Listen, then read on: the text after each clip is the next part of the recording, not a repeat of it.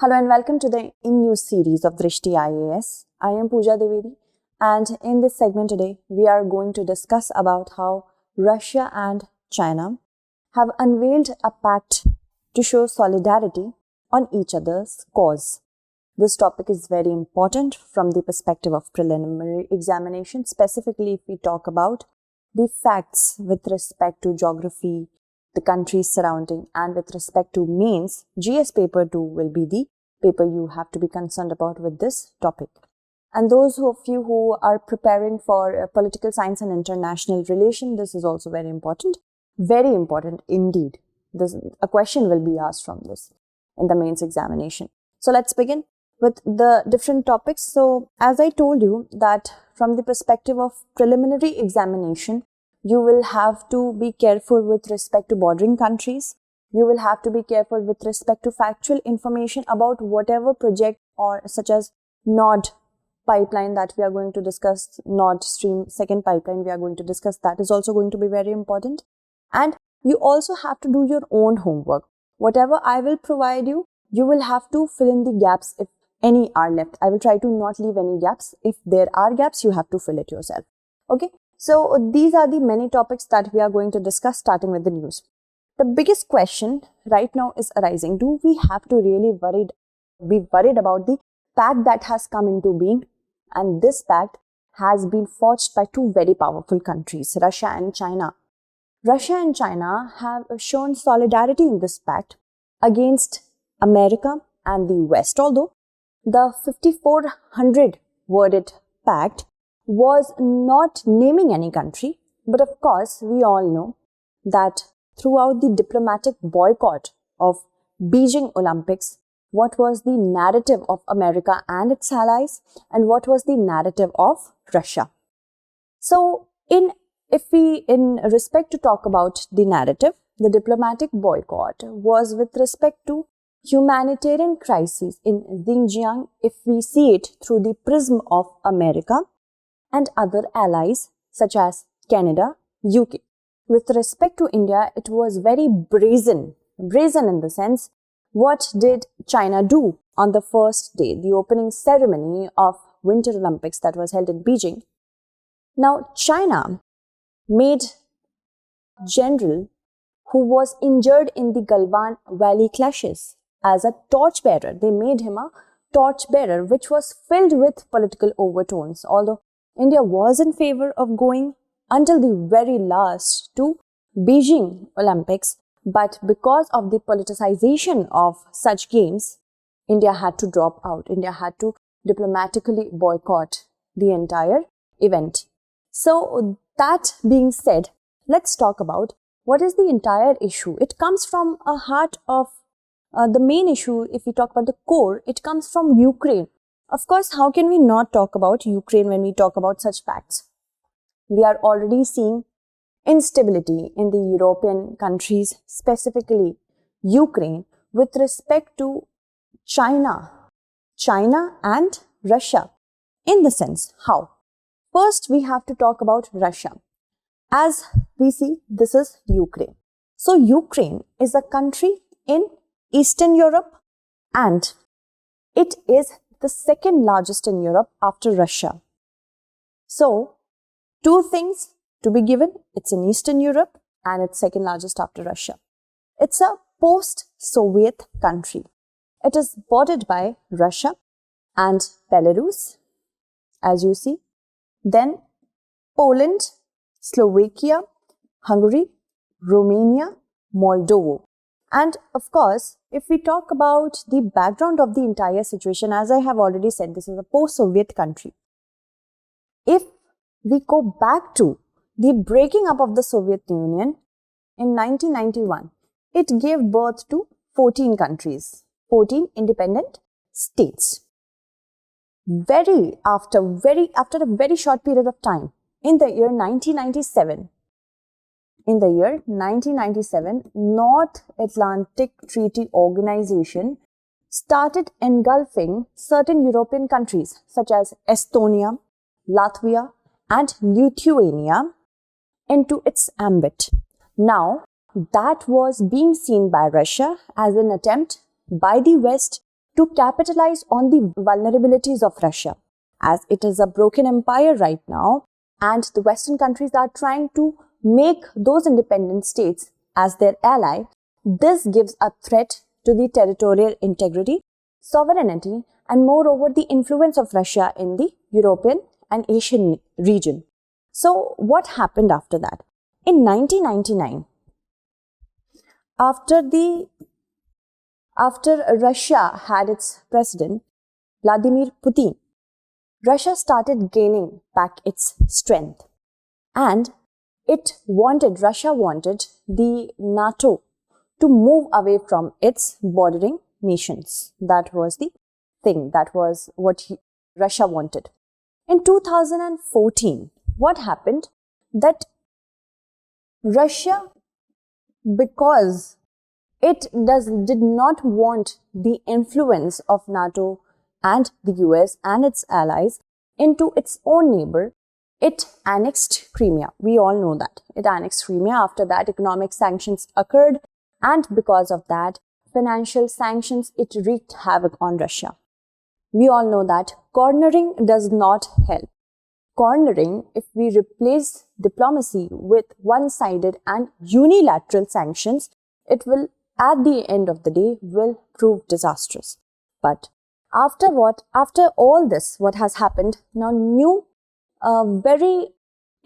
this is a very legitimate threat to Ukraine that Russia might invade. So this is the entire background. Ukraine, if we talk about, Ukraine has cultural, historical, linguistic ties with Russia. Now, Ukraine is having a region by the name of Donbas. Okay, remember this name. This could be asked in your prelims. Where is Donbas region situated? So, if we combine two regions of Luhansk and Donetsk, okay, these areas are actually ruled by separatist group, pro-Russian group, separatist groups, and because of that, they do not actually form an integral part of Ukraine. So these two regions now become the Donbas region. And Russia wants to make sure that NATO does not take into its encompassment Ukraine as well, because it has Estonia, I have talked about Lithuania, Latvia, all these are part of the NATO, which is a military alliance. So there is an insecurity on the, if we talk about the insecurity, what is the insecurity? This is the insecurity. What does Russia want all in all? It wants first to remove NATO from its neighborhood. It does want NATO to not at all linger in its neighborhood. Whatever Soviet states have an alliance through NATO with the West, it should be taken off. And there should be a guarantee. There should be a security guarantee. Okay? That NATO will not at all,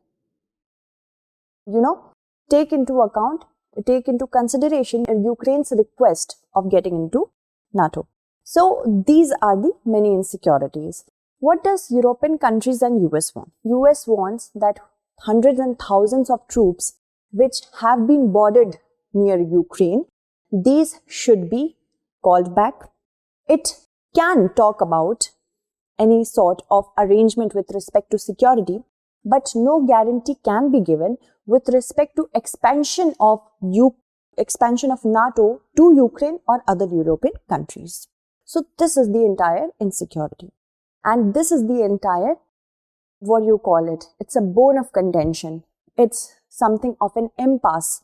And because it's becoming more like a World War III situation, this is not in the best interest of anybody, not the European countries, not any country, not specifically India. So let's talk about this. First, let's talk about the pact. Certain important things. First, it says that this pact, although it is almost formal but not completely formal, it's superior to any Cold War era alliance between Russia and China. It will move beyond any sort of, it's not restricted to just military, but core is military definitely, but also space, climate change, artificial intelligence, and other points of interest will also be taken into account. Because on the security front, it has been explicitly said that there are no limits. This is a no limit partnership. The partnership, the topics of commonality, the areas of cooperation knows no limit. That means this is a threat. Backing each other's standoff in not only Ukraine but also Taiwan with a promise to collaborate more against the West. Because China is continuously invading Taiwan's air defense space, and that is an issue with the US and also Taiwan's independence. So, first is with respect to Taiwan. Since October 2021, last few weeks saw that China reported large-scale Chinese Air Force incursion. Now, Russia wants to support China with respect to Taiwan, and so will China. With respect to Ukraine, it will provide support to Russia. This is what it said. Friendship between the two states knows no limit, and there are no forbidden areas. So, nothing can be taken as something that they will not cooperate at. They will work together to build a new international order which is based on human rights and democracy. Okay, let's talk about human rights. Human rights with respect to Xinjiang province of China, the Uyghurs, the Turkic, they are actually belonging to Turkic, they are of Turkish origin if you want to say it. And they have been enslaved, they have been put in detention centers, they are working as bonded laborers and as enslaved people under the name of Poverty Elevation Program. And the recent event in which it was full of controversy, the Olympics, when China stirred the controversy with Uyghur torchbearers at the closing ceremony. It was shown through this initiative, through this symbolism, that China respects Uyghur. China has provided every opportunity for its minority group to participate in the Olympics, and they are not suppressed. If we talk about the 2008 Olympics, where another Uyghur was a torchbearer, he was completely against the current Olympics, because after he came into the picture, he spoke about how the country, China, is trying to have a cleansing, an ethnic cleansing of the Xinjiang province. They want to remove the Uyghurs. And no country, specifically Pakistan, nobody raised a voice against them. Pakistan also did not raise a voice against its iron brother. And as we see that human records, it's just something to be said. Another thing is that they are talking about having a gas investment in oil and natural gases and many other energy security with respect to Russia's Far East region, which is rich in gas. So, as we know that Russia already is Beijing's number 3 gas supplier, they have been strengthening ties with China, the world's biggest energy consumer. Okay, so from the energy perspective, this is very important. And it wants to reduce, China wants to reduce its dependence on European allies, on European nation. And Moscow and Beijing, they have also voiced their opposition to AUKUS, which is a kind of a military alliance between, it's a formal military alliance, not exactly, I am not using the correct word, it's not a military alliance, but yes, it's an alliance which has undertones of militarization of the Pacific. So, the thing is, it's between Australia, UK and US. Australia, UK and US, thus AUKUS. Okay, so AUKUS is basically trying to provide technical know-how to the Australian government about how to work with nuclear submarines. It will not have any sort of nuclear missiles, but it will work on nuclear energy. So, they have spoken against AUKUS, and China has joined Russia in calling for an end to NATO enlargement. These are the things. And there are certain challenges to this partnership itself, because although they have common enemies, but their working style is they have very different diplomatic styles, and some different goals as well. Also, it's a quasi alliance. It's, as I said, it is almost formal but not completely formal. Also, they are now closer together than ever. This is the issue, probably than for the past 70 years. Something we need to keep in mind over here, that their history is very checkered. They have not proved to be a very well sustained. They did not have a very well sustained relation. Now, differences are there with respect to how to work with each other with respect to certain countries. For example, Russia sells arms to Vietnam and India. Vietnam has overlapping claims and disputes with respect to its maritime region with China and South China Sea.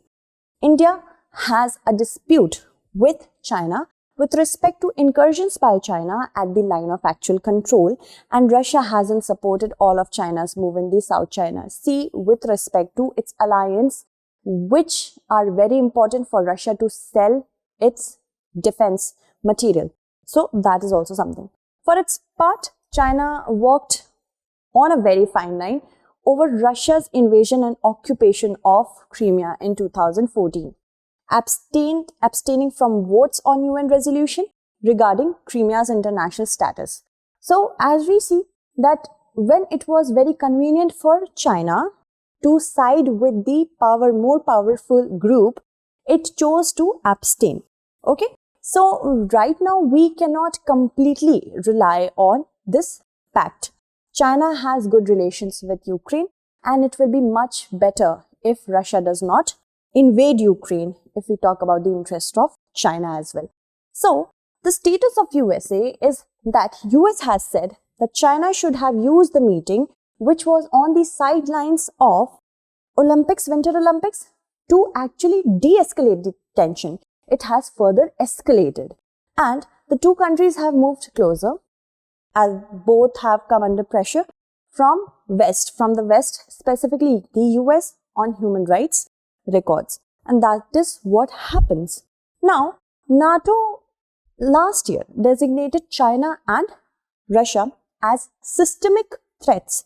They are a threat to the international stability and territorial integrity of its neighboring countries. That is what US had said, and now they both have come together. So, US President Joe Biden met the German Premier Chancellor Olaf Scholz, and he said that Nord Stream 2 pipeline will be sanctioned, will be coming under sanctions. It will not be approved by the US if Russia invades Ukraine. So, economic sanctions kind of. And France met with Russia. They want to talk about certain things wherever diplomacy is possible. So all is not lost. But there is an analysis that if diplomacy is going on, rhetorics and threats actually might doing a counterproductive work. With respect to Nord Stream 2 pipeline, as we see, the green one, the Nord Stream 1 is already operational between Russia and Germany. And if we talk about Nord Stream 2 pipeline, which was conceived in the year 2015. It was done so in order to bypass energy and gas, basically gas supply, with respect to Ukraine. So, it will start from Nord Stream 2nd pipeline will start from Ust-Luga in Russia to Greifswald in Germany. And what will happen with the help of this pipeline? That European countries will become heavily dependent on Russia. Russia will have geopolitical strategic, upper hand with respect to energy security. Already European countries depend on 40% of their energy resources from Russia. So this might come under sanction, and that is something that we have to be clear with respect to preliminary examination. Now, where does India stand? India's stand came after a very long period of time with respect to Ukraine. India abstained from voting on the issue of Ukraine with respect to the entire issue. India did not vote, and that was at the UN Security Council. At the UN meeting, Russia's envoy did thank those countries who abstained from voting. Now, what is this abstention? If India would have voted yes, it would have sent the wrong message to Russia, time-tested friend. If it would have done the other thing, then of course, not many countries would have been happy with India on this part. So, India wants more and more integrity to be given to the countries who are sovereign in nature for long time peace. This was what India said. And with respect to India, India has good relations with Ukraine. Approximately more than 20,000 Indian nationals are in Ukraine, and they are in the many fields of medical, IT, business, pharma. With respect to Russia, the S-400 missile system is on the way. The deal has been struck, it is on the way. And what if USA comes into the picture with economic sanctions to whoever, or another kind of sanctions to whoever, and whoever might have relations with Russia?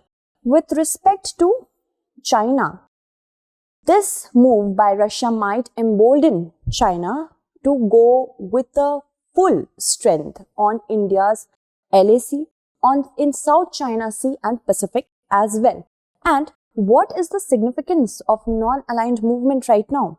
In 1955, at the Bandung Conference, when non-aligned movement was signed, it was between the member countries who actually came out independent after World War II. They wanted not to be aligned with any military alliance so that they can as a group try to reconciliate those countries without any alignment, without any sort of war. India has changed throughout the years after World War II. Why? Because India, back then, it was a newly independent country. It had already seen the havocs of World War II.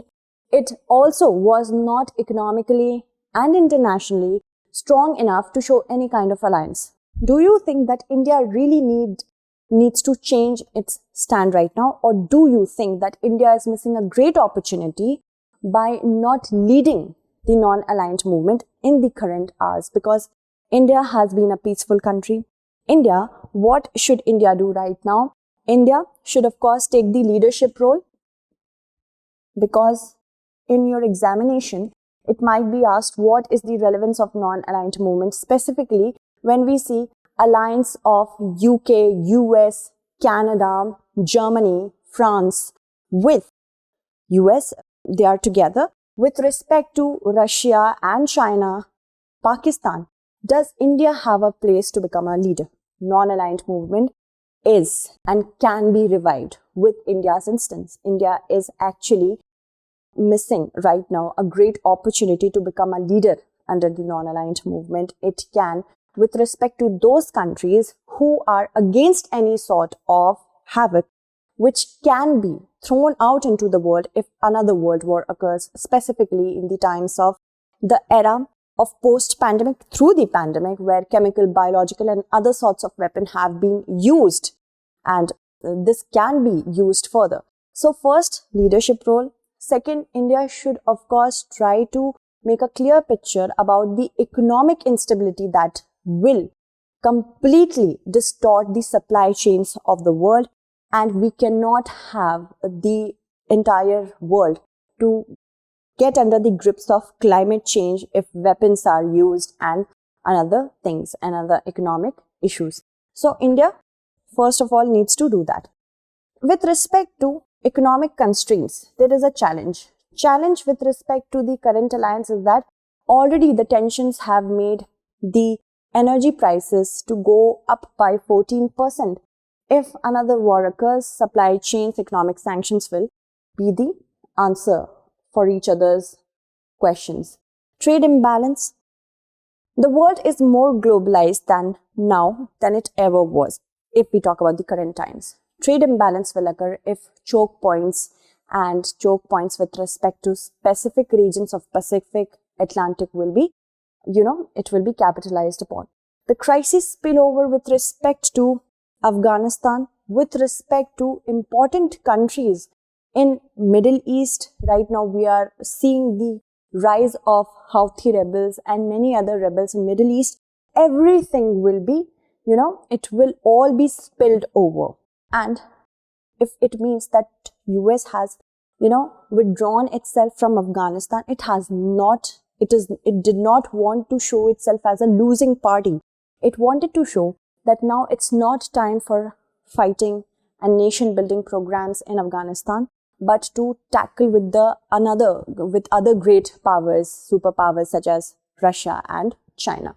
So first way forward is diplomacy should always be the channel. There should not be any scope left where we cannot channelize our words through diplomacy. Diplomacy should not be followed by rhetorics and hollow threats or any sort of things that, if said, they might actually be counterproductive to diplomacy. We have to make sure that every country which wants to remain independent, it should remain independent. Any country, invasion of any country's sovereignty and sovereign territorial integrity will prove havoc in the future, because what happens whenever such things occur? Power vacuum is left and rebel groups rise. Post-pandemic world should be built. More and more concentration should be on health infrastructure building, vaccine alliances, because it's not over yet. What if another variant comes along? De-escalation should go hand in hand. Every country should not forge alliances to fight, but they should talk about de-escalation.